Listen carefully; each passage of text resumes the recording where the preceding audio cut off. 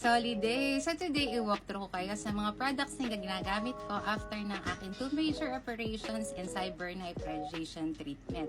Disclaimer lang po ha, ang mga products po na ipapakita ko ay hindi sponsored. Binili ko po ito. Napanood ko po ito sa pina-follow ko na cancer survivor, so it works for me. So sa face po at saka sa hair and sa body, ito po yung ginagamit ko, Human Nature Pure Virgin Coconut Oil.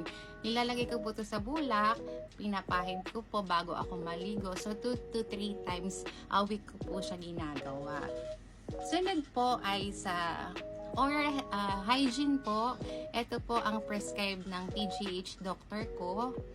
Orahex, antibacterial. So noon po kasi meron akong naaamoy sa bibig ko dahil po may problema ako sa gut, inflamed po ako. So ito po yung binigay sa akin. Sa body naman po, etong Dove na ginagamit ko. Ganon din po sa shampoo and sa conditioner. Sa akin naman po na kilikili ay gumagamit po ako nito 2 to 3 times a week. Etong Betadine Cleanser.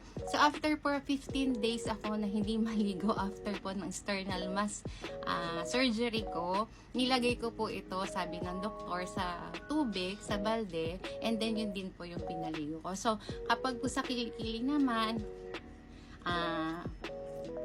gamitin nyo lang po ng ganon, tapos spread nyo lang po sa kilikili nyo while ongoing po yung paliligo, and then babanlawan na po.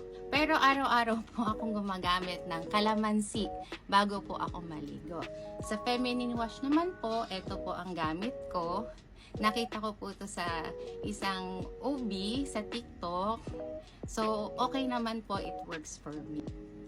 Promote ko lang po, lahat po ng ito ay available sa TikTok showcase ko. Just search po Mrs. Andalao for you to check out. Baka mahiyangan nyo din po. So please, follow me, comment, like, and share this video mga kasoli.